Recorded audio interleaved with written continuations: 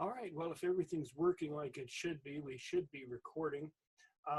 Welcome to week 2 of SMIN 501. I just about forgot our course code. Occupational hazard, I'm afraid.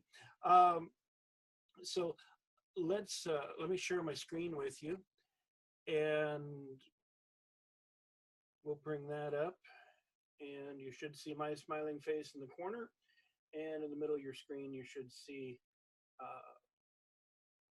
my second screen. We'll go into Intro to Ministry, and we'll go through what it is we'll be looking at over the course of this coming week. And my computer's running a bit slow, so bear with me while it brings it up. So now we'll go into Unit 2, Answering the Call. And you'll see there at the top of your screen, just under announcements, our main screen here, we have Unit 2 finally coming up, Answering the Call.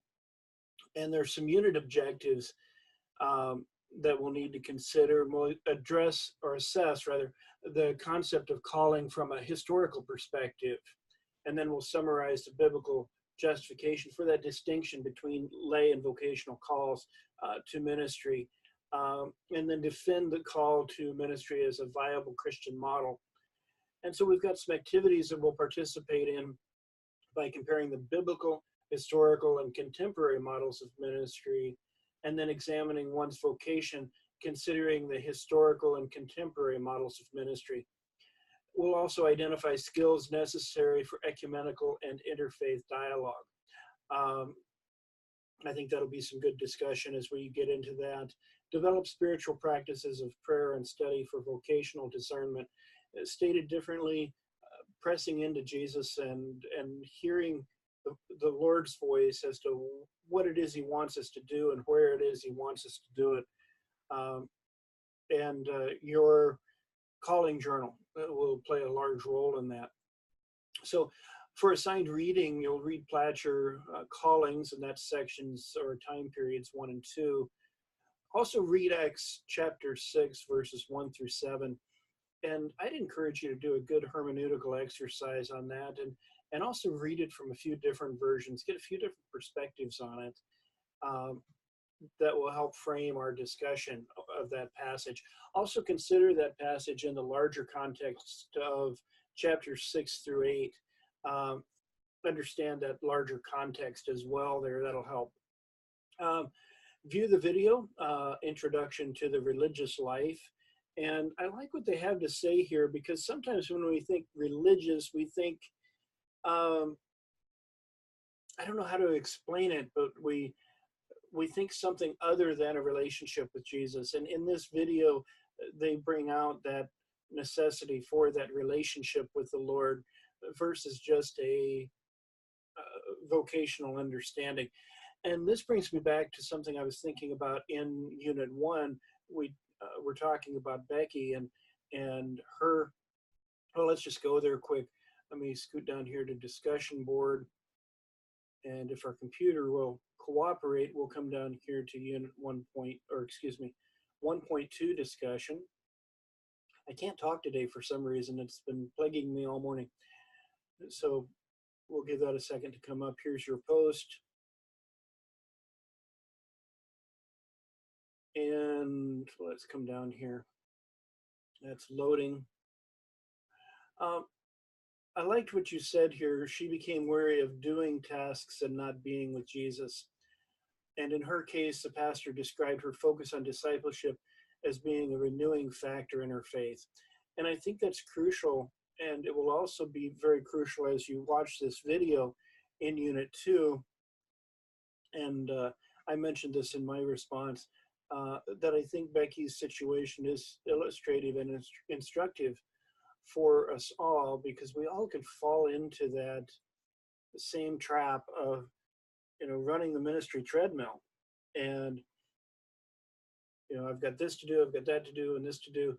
And so our relationship with Jesus kind of goes out the window while we're performing all of these other ministerial functions. So I think it's important that we keep, if you will, the main thing. So uh, watch that video, Introduction to the Religious Life, and then chapters 6 through 10 and Called. I'm really looking forward to seeing your insights in your Called journal. And then, of course, you've got the discussion, and you do have the writing assignment. That's reflection paper number 1. You see the instructions for that. Let me know if you have any questions regarding your writing assignment.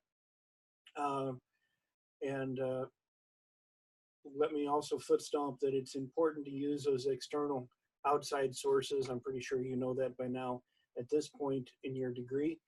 And even for a course such as this one, those external sources are very important. This reflection paper should be, 2/3 of it should be scholarly engagement, and the remaining third should be reflection. So in those first 2 sections, you should have good, solid engagement with scholarly sources and the horsepower to back up your assertions.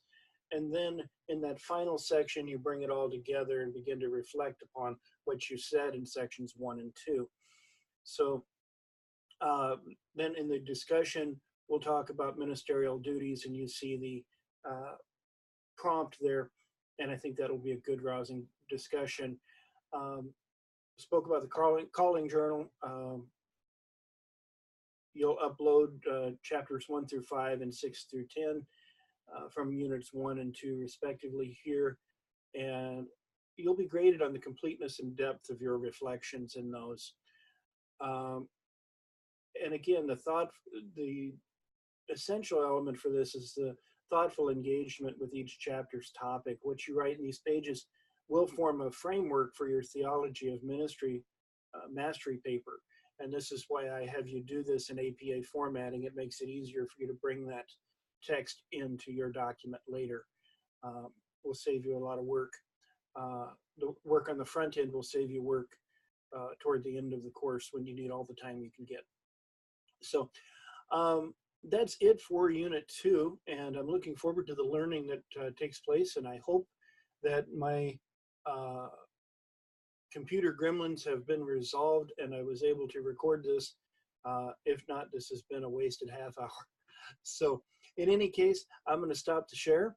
That brings my smiling face back up onto your screen, and please do forgive the shape of my office. It's been a busy couple of days, and so I've got way too many resources out that need to be put back on their shelves and into their respective homes.